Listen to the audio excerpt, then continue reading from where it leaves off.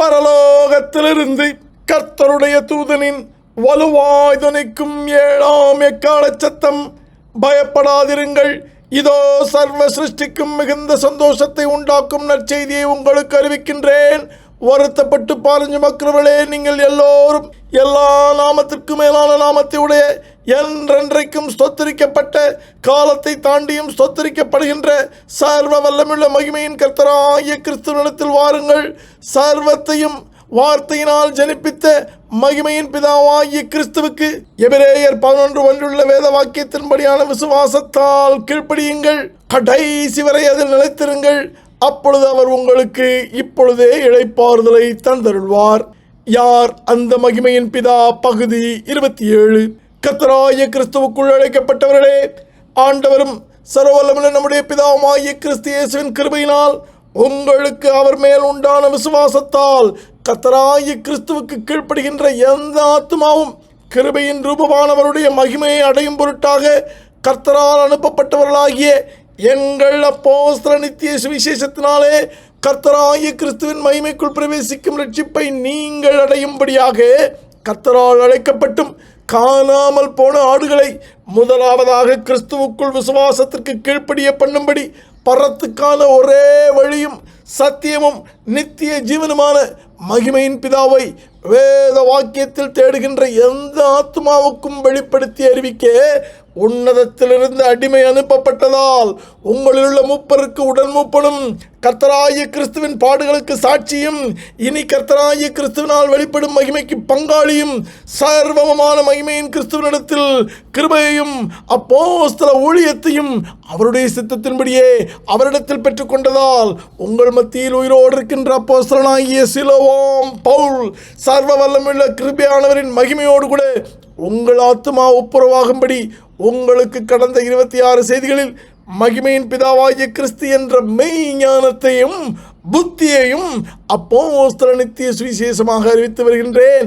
இன்று 27வது செய்தியில் அதை குறித்து மகிமையின் வார்த்தையும் கர்த்தருமாகிய கிறிஸ்து தரும் உணர்வூட்டும் செய்திக்கு மீண்டும் நாம் செவி கொடுப்போம். இருந்தவரும் இருக்கின்றவரும் வருகின்றவரும் விசுவாசத்தால் கீழ்ப்படிந்திருக்கிறவர்களிடத்தில் இப்பொழுது வந்திருக்கின்றவரும் மகா பரிசுத்தருமாகிய மகிமையின் கர்த்தராகிய கிறிஸ்துவனிடத்தில் அவருடைய அப்போஸ்தலனாகிய அடிமை கற்றுக்கொண்டதை மகிமையின் பிதாவின் சபையும் ஆலயமுமான உங்களிடம் அவருடைய சித்தத்தின்படியே பகிர்ந்து கொள்ளுகின்றேன். இன்று யோவான் 1ஆம் அதிகாரம் 1 வசனம் மற்றும் 1 யோவான் 1ஆம் அதிகாரம் 1ஆம் வசனத்திலிருந்தும் வெளிப்படுத்தின விசேஷம் 1ஆம் அதிகாரம் 10 முதல் 19 வசனங்களில் கொடுக்கப்பட்டுள்ள 1ஆம் உபதேசத்தில் இருக்கும் மறைவான மன்னாவாகிய மகிமையின் பிதா தன்னை இன்னார் என்று வெளிப்படுத்துவதை வார்த்தையானவராகிய அவரிடத்திலேயே கற்றுத்தேர்வோம். முதலாவதாக யோவான் 1:1 உபதேசிக்கப்பட்டதை எடுத்துக்கொள்வோம். ஆதி என்ற காலம் உண்டாகிறதற்கு முன்பாகவே வார்த்தை இருந்தது. அந்த வார்த்தை மகிமையின் கர்த்தரிடத்தில் இருந்தது. அந்த வார்த்தை மகிமையின் கர்த்தராகவே இருந்தது என்பதை மகிமையின் கர்த்தரிடத்திலேயே கற்றதால் உணர்ந்து உங்களுக்கும் அறிவிக்கின்றோம். நீங்கள் விசுவாசிக்கின்றீர்களா? அந்த நல் நம்பிக்கையில் நாம் நிலைத்திருக்க 1 யோவான் 1ஆம் அதிகாரம் 1ஆம் வசனத்தில் அப்போஸ்தலர் நித்திய சுவிசேஷத்தால் கர்த்தராகிய பரிசுத்த ஆவியானவர் நம்மை வழி நடத்துகின்றதை கவனியுங்கள். ஆதி என்ற காலம் உண்டாகிறதற்கு முன்பாகவே இருந்தவரும் ஆதி முதல் அவரோடு கூட அவருடைய மகிமையில் கர்த்தரோடு இருந்ததால் அவரிடத்தில் நாங்கள் கேட்டதும் இப்பொழுதும் எங்கள் விசுவாசத்தின் கண்களினாலே கர்த்தராகிய கிறிஸ்துவனிடத்தில் கண்டதும் விசுவாசத்தால் கர்த்தராகிய கிறிஸ்துவின் மகிமையை நாங்கள் நோக்கி பார்த்ததும் எங்கள் சொந்த கைகளினாலே தொட்டதுமான நித்திய ஜீவ வார்த்தையாயிருக்கின்ற கர்த்தராகிய கிறிஸ்துவின் மகிமையை குறித்து, அதாவது அவருடைய முகத்தை குறித்து உங்களுக்கு காணவும் கேட்கவும் வெளிப்படுத்தின விசேஷம் 1ஆம் அதிகாரம் 11 முதல் 19 வசனங்களை கொண்டு காலத்துக்கு முன்பாக இருந்தவரும் கிருபையின் ரூபமாக இறங்கி வந்தவரும் மகிமையின் பரிசுத்த ஆவியானவருமாக உங்களுக்குள் வருகின்றவரும் மகா பரிசுத்தவருமாக இருக்கின்றவருமாகிய மகிமையின் பிதாவை வெளியரங்கமாக அறிவிக்கின்றோம். கர்த்தருக்கு சித்தமானவருடைய இருதயத்தில் இது வெளியரங்கமாக ஒலிக்கட்டும். யோவான் 1ஆம் அதிகாரம் 1ஆம் வசனம், 1 யோவான் 1ஆம் அதிகாரம் 1ஆம் வசனங்களில் கற்பிக்கப்பட்டவர்களை உங்கள் இருதயத்தில் எழுதி கொண்டவர்களே, வெளிப்படுத்தின சுவிசேஷம் 1 அதிகாரம் 10 முதல் 19 வசனங்களில் கற்பிக்கப்பட்டவைகளை நன்றாய் கவனியுங்கள்.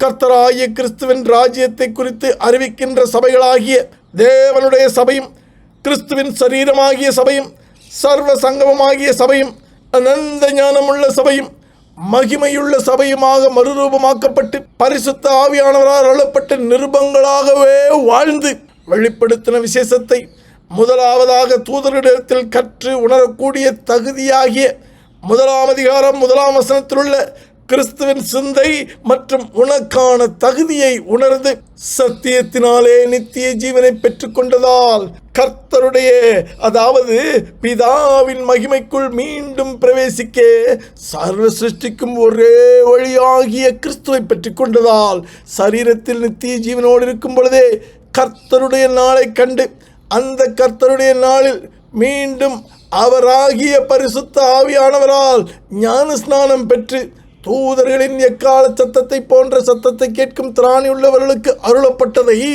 நீங்களும் கேட்கும்படி ஒன்றையும் மறைக்காமல் உங்களுக்கு அறிவிக்கின்றேன். ஆவியானவர் முன்னறிவிக்கப்பட்ட சபையானவர்களுக்கு சொல்லுகின்றதை கேட்கிறதற்கு காதுள்ள சபையானவன் கேட்க கடவன். பழைய உடன்படிக்கையின் காலத்தில் கர்த்தருடைய முகத்தை, அதாவது மகிமையை கண்ட எவனும் மரித்து போவான். ஆனால் கர்த்தருடைய இரத்தத்தினால் உண்டான புதிய உடன்படிக்கைக்கு உட்பட்ட எந்த ஆத்மாவும், கவனி, விசுவாசத்தால் கர்த்தராகிய கிறிஸ்துவின் மகிமையாகிய பிதாவின் முகத்தை கண்ட எந்த ஆத்மாவும் நித்திய ஜீவனை அடைவதே. மேலே நீ கண்ட கர்த்தருடைய நாளில் ஆவிக்குள்ளாகுதல் இப்படி பரிசுத்த ஆவிக்குள்ளானதால் கிடைத்த வரமாகிய தூதர்களின் சத்தத்தை கேட்கும் திராணியுள்ளவர்களாக மறுரூபமானதால் வார்த்தையாகிய கிறிஸ்துவின் சித்தத்தை சத்தமாக கேளுங்கள். மகிமையின் பிதாவின் உன்னதத்தை மகிமையிலுள்ள பிதாவானவரே உங்களுக்கு வெளிப்படுத்தி அறிவிக்கின்றதை காணும்படியாக அழைக்கின்றேன். நானே ஆதியும் அந்தமும் முந்தினவரும் பிந்தினவருமாக இருக்கின்றேன். இதை கேட்கிறவன் இதை ஒரு புத்தகத்தில் எழுதி கர்த்தருடைய முகத்தின் பேரொளியை பிரதிபலிக்கின்ற சபைகளுக்கு அனுப்பு என்றார். இதை கேட்ட ஆத்மா அவரை பார்க்க திரும்பிய போது அங்கே கர்த்தரின் முகத்தின் மகிமையின் பேரொளியை பிரதிபலிக்கும் சபைகளாகிய அந்த 7 குத்து விளக்குகளின் மத்தியிலே நிலையங்கி தரித்து மார்பருகே பொற்கச்சை கட்டியிருந்த மனுஷகுமாரனுக்கு ஒப்பானவரையும் நீயும் காண்கின்றாயா? அவருடைய தலையும் அவருடைய சிகையும் வெண்பஞ்சை போலவும் உறைந்த மழையைப் போலவும் வெண்மையாயிருக்கிறது. அவருடைய கண்கள் தகிக்கும் தேவாக்கினியை போல் இருக்கிறது. அவருடைய பாதங்கள் உலைக்களத்தில் காய்ந்த பிரகாசமான வெண்கலம் போல் இருக்கின்றது. அவருடைய சத்தம் பெருவெள்ளத்து இறைச்சலை போல் இருக்கிறது. தமது வலது கரத்திலே, அதாவது அவருடைய வல்லமையிலே, தூதர்களாகிய 7 நட்சத்திரங்களை அவர் ஏந்தி கொண்டிருக்கின்றார். அவர் வாயிலிருந்து, எவர் வாயிலிருந்து, நன்றாய் கவனி, தன்னுடைய மகிமையினை வெளியரங்கமாக வெளிப்படுத்தி காண்பிக்கின்ற ஒருவரும் காணக்கூடாதவருமான சர்வ வல்லமுள்ள மகிமையின் பிதாவின் வாயிலிருந்து இருபுறமும் கருக்குள்ள பட்டயம், அதாவது இருபுறமும் கருக்குள்ள எந்த பட்டயத்திலும் கருக்குள்ள பட்டயமாகிய பிதாவினுடைய வார்த்தை புறப்பட்டது. அவருடைய முகம் வல்லமையாய் பிரகாசிக்கின்ற சூரியனை போல் இருக்கின்றது.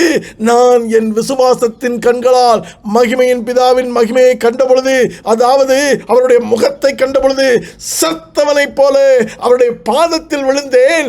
அப்பொழுது அவர் தம்முடைய வலது கரத்தை, அதாவது அவருடைய நித்திய ஜீவனை, அவர் தம்முடைய சிந்தையை என் மேல் வைத்து என்னை நோக்கி, பயப்படாதே, நான் முந்தினவரும் பிந்தினவரும் உயிருள்ளவருமாயிருக்கிறேன்.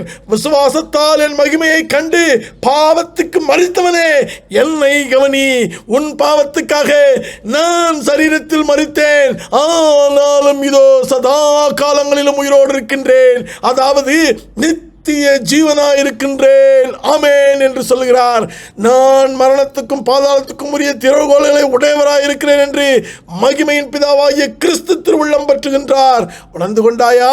உணர்ந்து கொண்ட எந்த ஆத்துமாவும் உன் விசுவாசத்தால் கர்த்தராகிய கிறிஸ்துவினிடத்தில் கண்டவைகளையும் இருக்கின்றவைகளையும் இவைகளுக்கு பின்பு சம்பவிக்கிறவைகளையும் அவருடைய மகிமையை பிரதிபலிக்கின்ற சபைகளுக்கு எழுது என்று சிலோவாம் பவுல் என்ற இந்த அடிமைக்கு கொடுக்கப்பட்ட பிதாவின் கட்டளையை அவர் சித்தப்படியே நிறைவேற்றுகின்றேன்.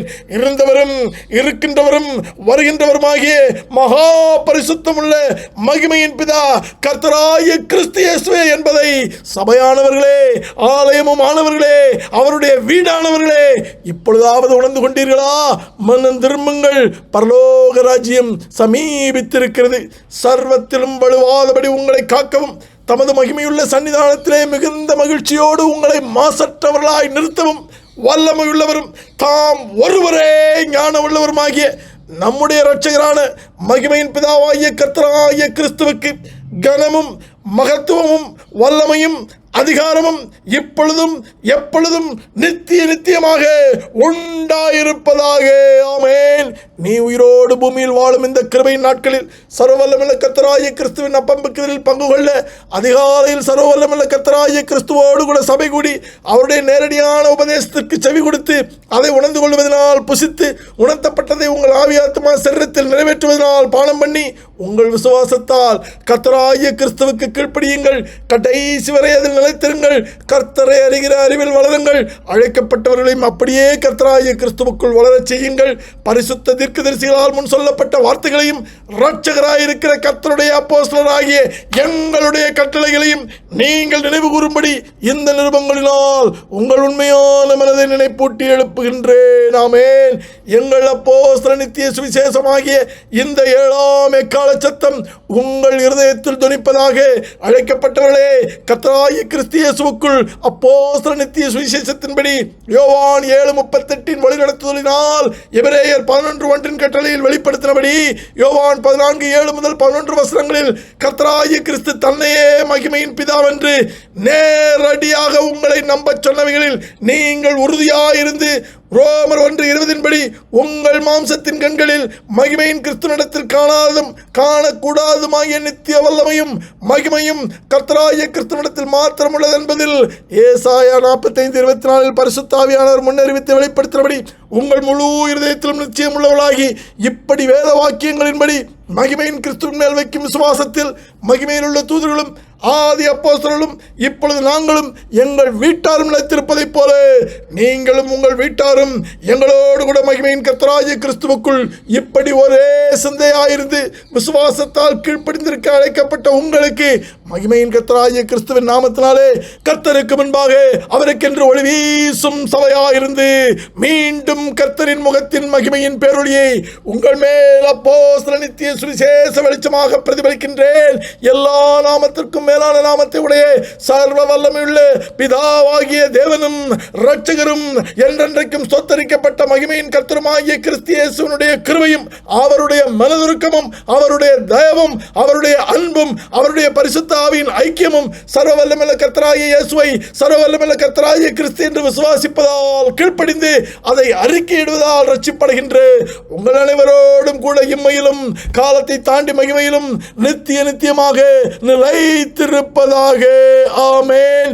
நீங்கள் கேட்ட இந்த செய்தியை மகிமையின் கிறிஸ்துவுக்குள் பரிசுத்தவான்களாகும்படி அழைக்கப்பட்ட தேவனுடைய சபையான சகோதர சகோதரிகள் யாவரும் கேட்க செய்ய வேண்டும் என்று கர்த்தரின் பேரில் ஆணையிட்டு உங்களுக்கு சொல்லுகின்றேன். ஆமென்.